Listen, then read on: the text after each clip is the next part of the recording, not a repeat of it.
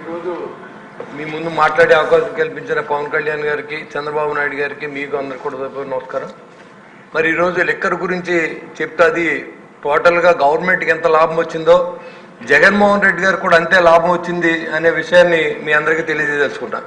అది ఎలా అంటే ఉన్న డిస్టిలరీలన్నీ, మ్యానుఫ్యాక్చర్ యూనిట్లన్నీ మూసేసి ఒక్క యూనిట్ నుంచే చెత్త సరుకు ఏదైతే ఉందో దాన్ని అంతా కూడా సప్లై చేసి ఎక్కడా కూడా ఒకరోజు కూడా నిలవలేకుండా ప్రజల ఆరోగ్యంతో ఆటలాడుకున్నటువంటి ముఖ్యమంత్రికి మరి ఎటువంటి పనిష్మెంట్ ఉంటుందో నాకు తెలియదు, కానీ చాలా కుటుంబాలు నిర్వీర్యమైపోయిన అధ్యక్ష.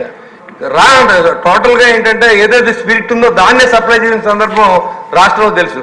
అంతేకాకుండా ఈ షాపులు అన్ని కూడా డిజిటల్ ట్రాన్సాక్షన్ ఎక్కడా లేదు. భారతదేశంలో అన్ని చోట్ల కూడా డిజిటల్ ట్రాన్సాక్షన్ పెడితే దాని భిన్నంగా ఆంధ్ర రాష్ట్రంలో మాత్రం అంతా క్యాష్ ట్రాన్సాక్షన్ చేసిన సందర్భాన్ని మీ దృష్టిలో పెడుతున్నాను.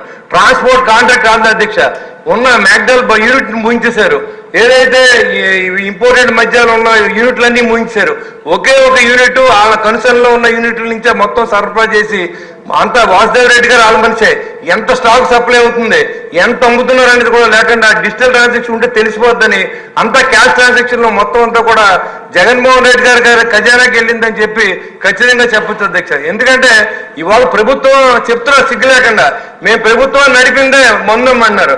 అంటే మందు అమ్మి ప్రజల ఆరోగ్యంతో ఆటలాడుకుని ప్రభుత్వాన్ని నడపమని ఎవరు అధ్యక్ష చెప్పారు? అంతేకాకుండా ప్రతిరోజు 8:30 దాటిన తర్వాత ఒక్కో మనిషి ఒక్కో బాటిల్ జేబులో పెట్టుకు వెళ్ళిపోతాడు. ఇంటి పక్కడికి అమ్ముతాడు మళ్ళీ ఆడే. మన టైంలో ఏదైనా బెల్ట్ షాప్ పర్మిషన్ ఒకటి ఉండేది అధ్యక్ష ఊరికి, కానీ ప్రతి చోట కూడా 10 సందు కూడా ఇవాళ ఈ లిక్కర్ని అమ్ముతూ ఉన్నారు. పైగా ఓ పక్కన ఎక్కడైనా అమ్మితే పోలీసులు తీసుకెళ్ళి మళ్ళీ కేసు పెట్టి వాళ్ళు జైలు పంపిస్తూ ఉన్నారు అధ్యక్ష.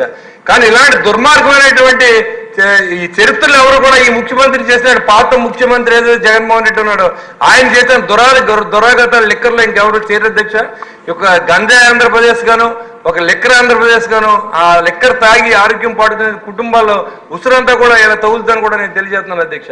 మరి మీరు దాని మీద దృష్టి పెట్టి ఇవాళ మనం ఇంకా ఇంకోటి గుర్తుపెట్టుకోవాలి అధ్యక్ష, మనం టైం వచ్చి అయిపోయిన తర్వాత 2020లో మిగిలిన అత్యధిక బ్రాండ్లు అన్ని కూడా తగలబోయి ఇస్తారు అధ్యక్ష ఆ డిస్టిలరీ నుంచి.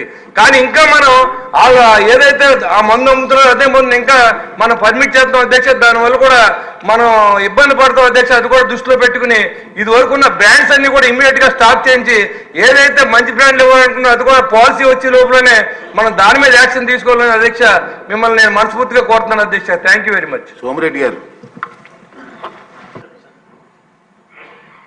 ఇంట్లో ఏంటంటే